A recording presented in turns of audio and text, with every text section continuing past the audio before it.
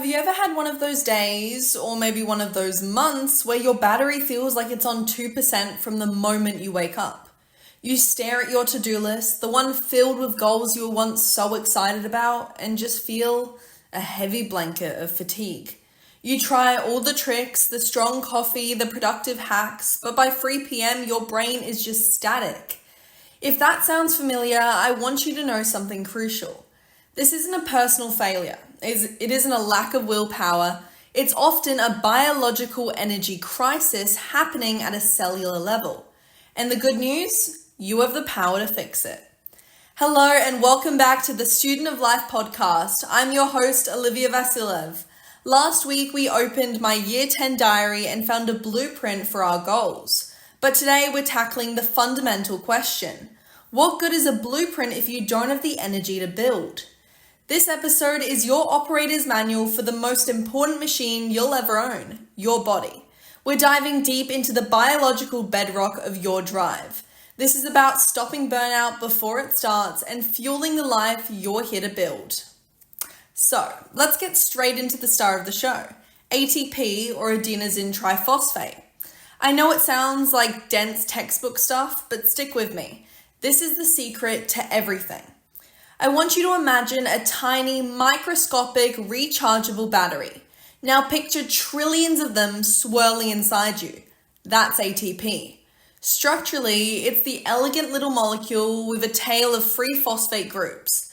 The magic is in the bonds between these phosphates. They're like tightly coiled springs. When your body needs to power a 4, a heartbeat, a muscle contraction, an enzyme snaps off that third phosphate. Spring! That release is the literal spark of life in your body. This is happening every second. You have about 250 grams of ATP in your body at any one moment, but you burn for your entire body weight in ATP every single day. It is the fundamental currency of your cellular economy. And the mint for this currency? The mitochondria. I remember being 16 and learning the mitochondria is the powerhouse of the cell. It felt so abstract, just a term to memorize for a test. The shift happened for me not in a lecture hall, but while I was down a rabbit hole of research for this podcast. I was listening to an interview with a biochemist named Dr. Rhonda Patrick, and she said something that just clicked. She was explaining metabolism and said, "You are not what you eat, you are what your mitochondria do with what you eat." That line changed everything for me. It transformed those organelles from abstract concepts into the living, dynamic engines inside me. Think of them as thousands of tiny furnaces.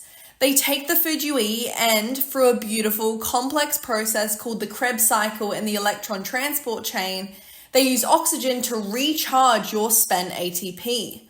Your daily energy level is quite literally the sum output of these microscopic power plants. Now let's connect this directly to that 3 p.m. crush and the feeling of burnout.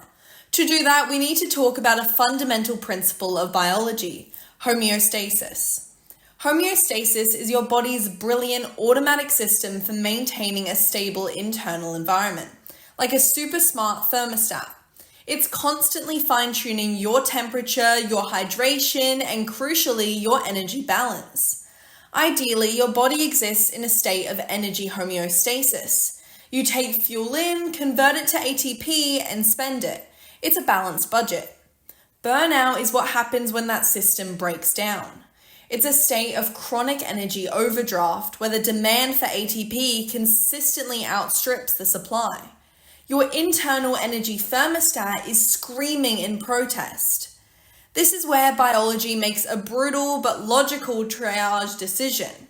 It has to prioritize survival. So it cuts power to the most energy-intensive systems to keep the essentials running. That means your prefrontal cortex, your CEO brain responsible for focus, complex decisions, and willpower, gets its budget slashed. That brain fog, that irritability, that feeling of being tired but wired, that's not a character flaw. That's your body's homeostatic system pulling the emergency brake. You're not lazy, you're in a biological state of energy deficiency. So, the solution here isn't to fight your biology, it's to work with it. We need to become conscious allies of our body's own balancing act. The goal is to create an internal environment where maintaining the energy balance is just easy. And we do that by pulling 3 key levers. The first lever is all about fuel sourcing. You have to become a mitochondria chef. You can't run a power plant on junk. Your mitochondria need specific raw materials. And when you give them what they need, you're giving your body the high quality tools it needs to work properly. So let's break down the big ones. Think of B vitamins as the essential spark plugs in your energy production line. If you don't have them, the whole engine just sputters. So where do you find them? I'm talking about nutritional yeast. You can sprinkle that on some popcorn, sunflower seeds, which make a great snack by themselves, and good old eggs. These are just random healthy foods, but they're also the literal fuel for your cellular power plants. Then there's magnesium. This is the mineral that literally turns the key in the ignition. It's involved in actually transferring that energy to create ATP. And here's the thing, most of us are at least a little deficient. So a simple hack? Keep some pumpkin seeds on hand or enjoy a square or two of dark chocolate. It's not just a treat, it's a direct deposit into your energy account. And we can't forget CoQ10 and iron. These two are like the dynamic duo of the final energy production stage. CoQ10 acts as a crucial shuttle bus, moving electrons to create the charge that powers the whole thing. And iron is central because it carries the oxygen. If you cut off the oxygen, the mitochondrial furnaces basically just go out. This is a huge, often overlooked reason why people, especially women, can feel so fatigued. The point is, choosing an avocado over a bag of chips isn't just being healthy. It's a strategic decision to fund your energy infrastructure. Now, the second lever is all about the system reboot, and that means mastering the magic of deep sleep. Because sleep isn't just downtime, it's the ultimate homeostatic reset. It's when your brain's cleanup crew, called the glymphatic system, clocks in for the night. Think of this crew power washing your brain, flushing out all the metabolic trash that is built up during the day, the stuff that causes inflammation and that thick brain fog. If you skip this deep cleaning, you wake up with a dirty brain. Your neurons are literally swimming in their own waste, which forces your brain to work so much harder for every single thought. You're starting the day with a clogged engine. So the hack here isn't just about more hours in bed, it's about quality. A consistent bedtime and a cool, dark room aren't just for comfort. They're the primary signals that tell your brain, okay, it's time to start the power wash. And finally, the third lever is my favorite, the infrastructure upgrade. This is the beautiful paradox of exercise, because to have more energy, you have to spend them. But it's the best investment you can make. Energy is what we call a positive stressor. It temporarily shakes things up. It disrupts the balance in a controlled way. And that disruption signals your body to not just recover, but to supercompensate, to build back stronger than before by creating more mitochondria. You're literally telling your body to build more power plants. And the best signals for this are strength training and high intensity intervals, anything that creates a strong demand. But the beautiful part is, it doesn't have to be a 2-hour gym marathon. The signal is what matters. Carrying heavy groceries, that's strength training. Sprinting to catch a bus, that's a HIIT session. Start seeing these everyday efforts not as inconveniences, but as opportunities to send that upgrade signal to your cells. Okay, so we have our 3 levers, but I can just hear some of you thinking, this sounds great, Olivia, but how do I actually do this without completely upending my life? And you're right. Knowing what to do is only half the battle. The real magic is in the how. So let's talk about how to make this practical, how to build these changes into your life so that high energy just becomes your default setting, not something you have to fight for. Let's start with the diet piece, because this is where most people get overwhelmed. I want you to forget the word diet. Instead, I want you to think about two simple concepts: the 80-20 play and the strategic snack swap. The 80-20 play is just a visual. When you're loading up your plate for dinner or lunch, just aim to have about 80% of that real estate be covered with what we know are mitochondria supporting foods. We're talking leafy greens, colorful vegetables, and good lean protein like chicken or fish. Maybe some avocado for healthy fats. The other 20%, that's for the fun stuff. The carbs, the treats, no counting calories, no stressing. Just a simple visual rule that ensures you're getting the good stuff in. Now, the strategic snack swap is even easier. I want you to identify one go-to snack that you know drains you. Maybe it's a bag of chips or a sugary yogurt. Now, find one simple swap. Swap the chips for a handful of almonds or pumpkin seeds. Swap the sugary yogurt for plain Greek yogurt where you add your own berries. You're not denying yourself food, you're just upgrading your fuel source. Master one swap and you're already changing the game. Next up, let's lock in that quality sleep. This is about two things: creating what I call your sleep sanctuary and implementing a power down hour. Your sleep sanctuary is about your environment. Number one, get it pitch black. Even the light from a charger can mess with your sleep cycles. A good sleep mask or some blackout curtains can make a world of a difference. Number two, make it cool. Aim for around 65 degrees Fahrenheit or 18 degrees Celsius. That drop in your body temperature is a direct signal to your brain that it's a time for deep, restorative sleep. And number three, get your phone out of the bedroom.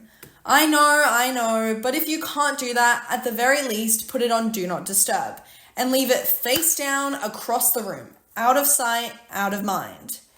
And then the power down hour. The 60 minutes before you want to be asleep are sacred. This is your time to read a physical book, not just scroll on a screen. It's when you might do a 5-minute guided meditation, which there are great free ones on apps like Spotify or Insight Timer. Or just take a notebook and do a brain dump. Write down everything swirling in your brain so you can leave it on a page and not take it to bed with you. This tells your CEO brain it's officially off the clock. And finally, let's make movement non-negotiable with what I like to call the micro workout strategy. We are throwing the idea of a 90-minute gym session out the window. The rule is simple: 10 minutes, 4 or 5 times a week. That's it.